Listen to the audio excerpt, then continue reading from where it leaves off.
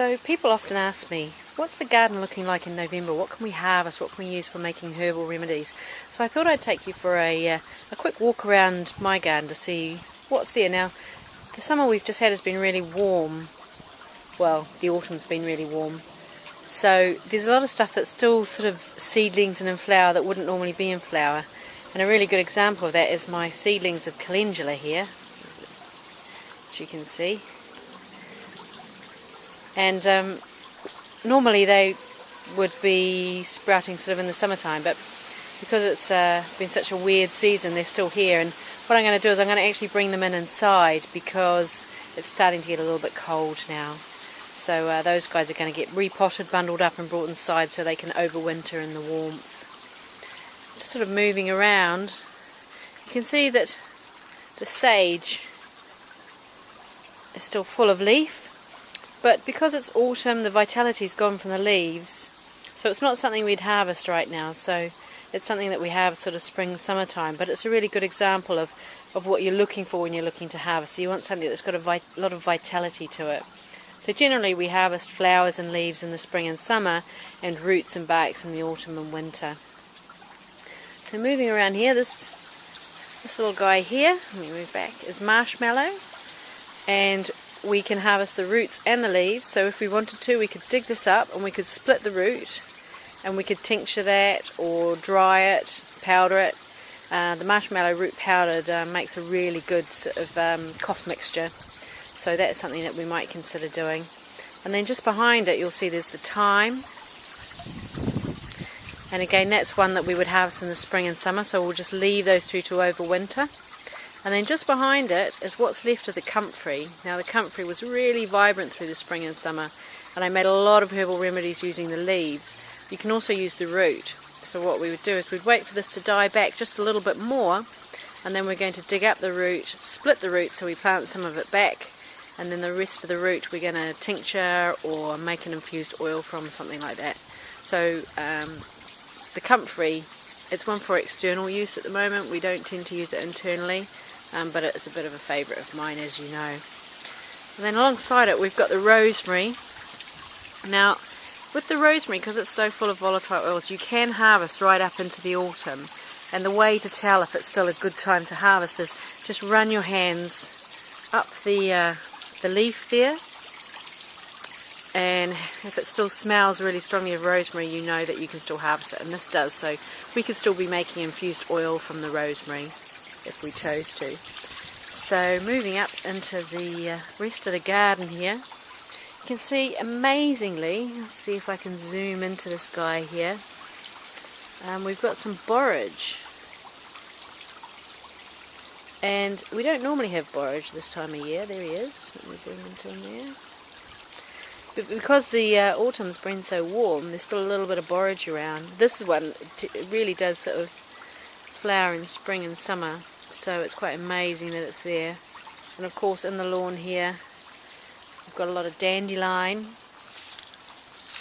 and the dandelion root we would harvest in the autumn and the winter, and you would make your dandelion coffee, dry it, tincture it, that sort of thing. Dandelion are great for digestion, so it's the perfect accompaniment this time of year when we're moving into Christmas and we want to start just supporting the liver a little bit more.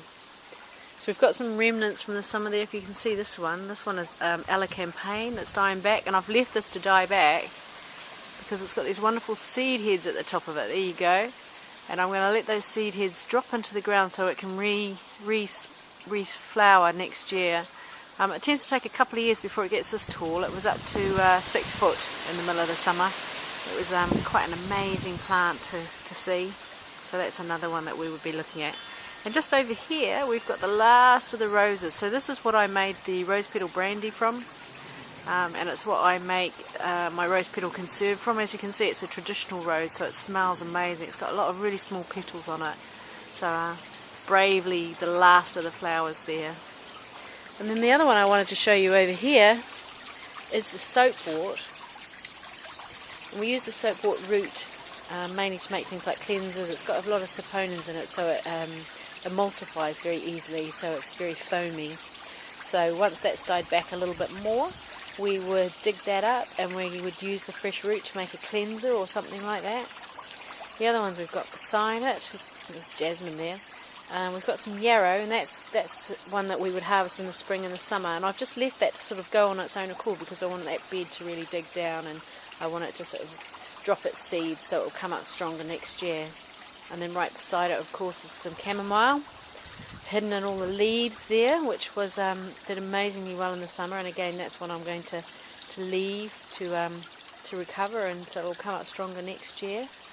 And then moving up here, we've just dug this bed back over because it had a lot of annuals in there, so we've left the perennials. So here you'll see hyssop and some self-heal as well. So that's the hyssop there beside the thyme. And amazingly, this hyssop has still got some flowers on it. There you go, there's the flowers there. But again, this is one that we would harvest in the spring, summer. Hyssop is, the bees love it for a start, but it's a great one for making your cough mixtures and that sort of thing.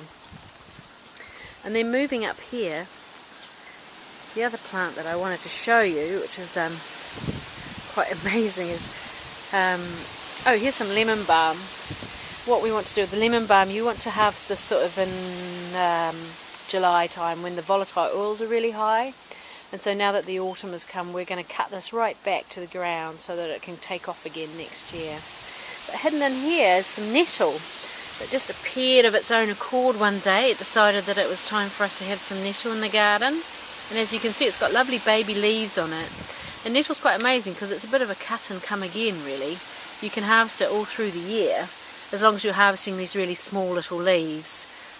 You don't want to harvest the bigger leaves because they're just a little bit too strong, but you can harvest the little ones. But because this is just one little plant that's sort of been gifted to us by nature or by a bird who's dropped a seed, if you like, we're going to leave it and allow it just to take, but it's looking amazing.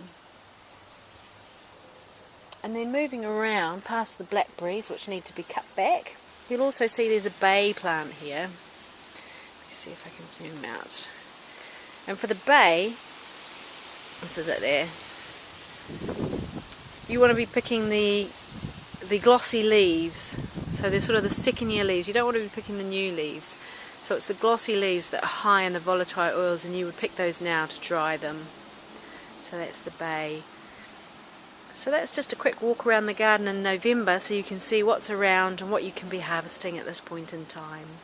See you later.